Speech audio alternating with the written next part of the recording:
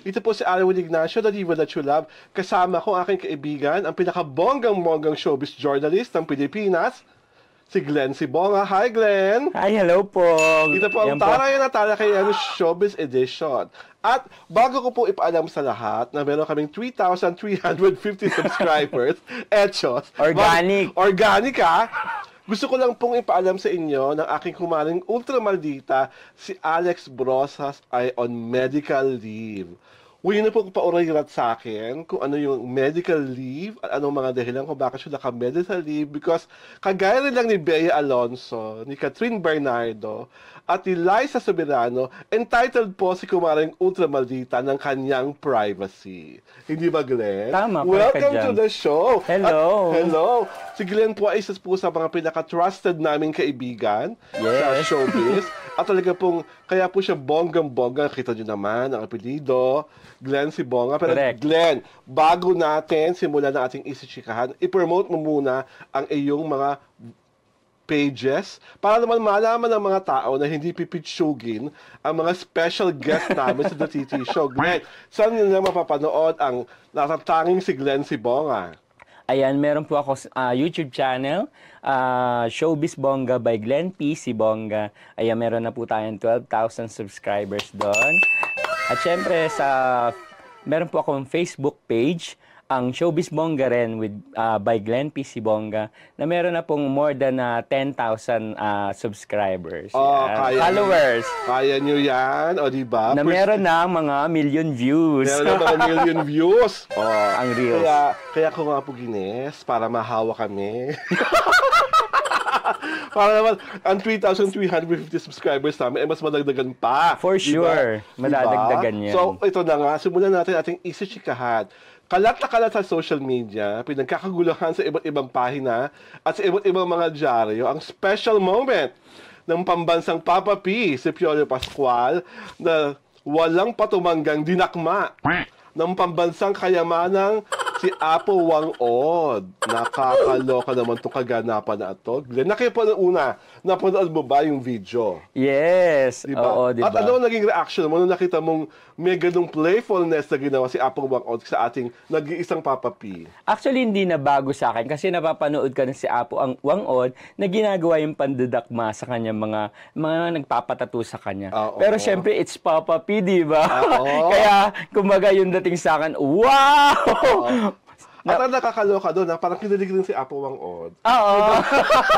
Parang kilig. Parang yung kapag, di ba, una padahan-dahan pa hanggang so umabot sa pundigo. Yung ngiti niya, iba ha? Tuwan-tuwa, di ba? Iba. Parang hindi naman ganyan mga ngiti niya sa mga binabatok-batok niya, di ba? Sa mga hindi po nakakaalam, si Apo Wang-od po ang nag-iisa na lamang at pinakamatandang mambabatok sa Kalinga. Ang mambabatok po ay isang pamamaraan ng Kalinga tattoo. At sa Papa P po, sinadya pa siya pumunta pa ng Buskalan. At nakakaloka, nagpataturin pala si Papa P. Akala ko, yung parang bumisita lang, nagpataturin pala. Diba? Natingin mo, bakit ginawang ni Papa P, Glenn, na magpatato? Ang kinis-kinis niya, di ba? Hindi naman siguro, iba rin kasi pag natatuan ka ni Apo Wang-od, di ba? Parang merong kasamang parang royalty or parang ang taas ng na Apo Wang-od tattoo ito, di ba? Hindi lang basta-basta. Correct. Hindi para mga kung ano-ano mga pagtatula. Correct. Diba? Ang isa pang gusto kong malaman from you is that bakit may mga tao na parang hindi gusto yung ginagawang playfulness ni Apo Wang-od. Yung mga nakakainis na umamalinis, pero marumi rin naman. Yung mga ganon. Actually, yun nga yung pinagtataka ko kasi dati niya nang ginagawa ito, di ba? So, bakit hanggang ngayon meron pa nga nakakagulat, may nagpapa-cancel kay Apo Wang-od, di ba? Talaga? Oo. Cancel Apo Wang-od, iba rin. Hindi lang nega bashing, di ba? As in cancel. Cancel talaga. Kayo ba po ba ay na-cover na sa Vogue? Hindi pa naman, di ba? Si Apo Wang-od na-cover na. So, ibig sabihin, alam yun na ang kanyang cultural significance bilang tao, bilang babae, at bilang isang tattoo artist. At kayo naman, yung totoo, kayo lang siya gustong i-cancel kasi naiingit kayo. Gusto nyo kayong dumakma kay Papa P. Sana all daw. Sana all. Sana all. Ito, kapatid na Glenn, ito talaga ang question of national importance. Pakisagot, kung ikaw ba ay magkakaroon ng oportunidad at bibigyang laya ni Piolo Pascual na siya ay dakma-dakmain, pisil-pisilin, na pinapurusin sa kanyang kandil. Ganun daw talaga. Game na game ba o tatanggi ka? Yung totoo. Siyempre, love ko si Papa P. Kasi alam mo, magkaibigan na kami way back pa. So parang, siyempre, yung respeto ko na sa kanya. Talaga? Pwede na! Pero kung hindi, hindi, pero Pero hindi mo kaibigan? Oo, kasi kami ni Papa P, nagbibiro na kami. May one time nga sa CR, yung nasa salamin ako, nagsasalamin. Tapos biglang may naramdaman akong nasa likod. Biglang pagtayo, wow! Si Papa P. Oo. Si Papa P rin, napaka-playful. Oo. So that's good. You're good friends. Saka di kasi minsan, di ba, ang hirap kasi minsan espelyangan ng artista. Di ba? Parang akala mo playful. Baka pagdating sa ganon, ako na unawaan ko na namula lang si Papa P kay Apo Wang On. Kasi nga, matandang babae yun. At saka ang maganda doon, kumbaga, hindi na-feel ni Papa P na na-violate siya. Walang pababastos na natawa rin pangyayari. siya. At siguro aware na rin siya na ginagawa talaga ni Apo Wang Od yung Ako ganun. naman, Madam Apo Wang Od, ang gusto ko po talagang malaman, ilang taon po kayo nung sinimula niyo gawin yung para-paraan na ganyan? Backtrack ba? Backtrack. Sino po ang kauna-una lalaking nagpatato sa inyo na hindi niyo talaga napigilan at talagang dinakma ninyo ang kanyang ari-arian? Iba ka rin naman, Apo Wang Od, di mo na kailangan ng alak para magkabalak. Saka di ba, friend, ever since, nung ginagawa niya to, wala namang nag-complain ni isa man. Oo. So, bakit ika-cancel yung ganyan, gusto di ba? Well, kasi I think, ang totoong lalaki, alam mo naman nila na wala naman yun. Di ba? Sa totoong lalaki, totoo pakaloy, lalo na matanda naman. Or for that matter, siguro, nanervous sila kung ang dumakma kung si Apo Wang Od, ang kaidara niya nun, si Angelica Panganiban.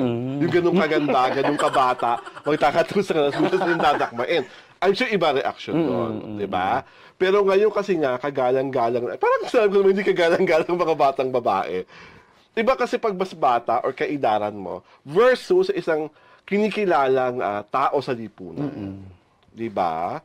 So, maliban kay... Siguro iniisip lang nila kasi na, syempre, medyo yung nasa mataas na level si Apo Wang Od ngayon dahil sa mga parangal na binibigay sa kanya. So parang gusto nila medyo mag-tame siguro or Pero kung nakaugalian mo ng ginagawa yun at nakikita na ng mga tao na dati mo nang ginagawa, parang hindi mo na kailangan sigurong baguhin yun, di ba? Oo. Just to please everyone. It's something you've been doing for the longest time. At ang maganda pa nga kay Apo Wang Od, di ba? Kasi Michelle D. Binigyan siya ng parangal sa pamamagitan niya pa rin. Patugisan niya ginawang gown. Di ba? So, Apo Wang Od, po kayong mag-alala. Wala po akong kabalak-balak magpatato. At kasi baka mamaya, wala kayong madakma sa akin. Ma-disappoint kayo. Isipin niya, ano naman kinakapa ko to? Wala akong makapa. Talagang po naman wala kayong makakapa kasi po, naka-plaster. Ikaw ba, Glenn? Halimbawa magkakaroon ng oportunidad na magpatato kay Apo Wang Od, you would? Kasi di ba, I would. Oo. Kasi prestige yun. Oo. It's a badge. Nevertheless, yung kahit dakmain niya pa ako. Kasi badge yun, karangalan yun. Yun nga Ano siya? Art. Diba? Sining yun ni Apo Wang Od. O, diba? Ang taray namin, makasining ang usapan namin sa isang chika. Iba talaga pa si Glenn, si Bongo Angus. Bongga. Nagaling talaga ang bongga-bongga. So, bago dyan, basahin muna natin ating mga pagbati. Glenn, basa. Ayan, greetings. Kay at France Arban 565. Mas okay ang vlog nyo versus sa iba. Walang bias, walang sinisiraan na artista.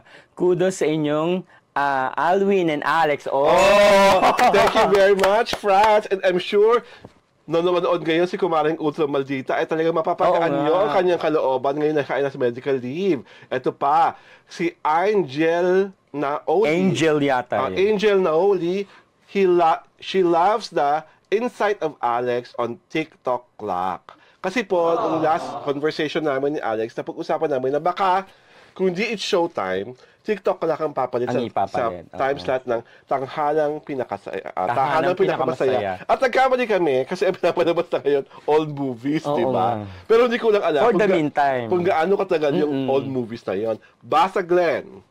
Ayan, susunod kay Lizelle Kala 9162, watching from Dubai. Sana more news and updates, please, of projects sa ABS-CBN. Yes. Thank you very much, Liesel, for watching us. And of course, marami naman talagang coming soon na magagandang project ng ABS-CBN. Kaya Kahit walang franchise. kahit walang franchise, iba pa rin ang nagagawa ng ABS-CBN Studio, being the #1 content provider nowadays. Correct. Kaya nyo yun. Walang franchise, pero mas sikat ang mga artista. At ang shows, di ba? At mga show. Kaya nga nagtataka kami, bakit wala kaming Sparkle follower? Alam nyo na. Hindi, meron yan. At from Christina Fernando 3762, I like your show. Both of you guys are intelligent and fair. Ay. Kayo ni At talaga Alex. po naman pinangangatawa namin ni Kumaring Ultra Maldita ang pagiging intelligent and fair. Lalo na nga, nabalitaan lang namin sa aming publisher na may nakabantang kung anuman na malalaman nyo sa mga sumusunod na araw, lalo na sa mga tampalasang mga vlogger. Di ba naman? Correct. Ito po si Alwin Ignacio, the diva that you love. Kasama ko aking kaibigang bonggang-bonggang showbiz journalist. Glenn si Bongga. Ito po ang The TT Show, ang taray na talakayan Showbiz Edition.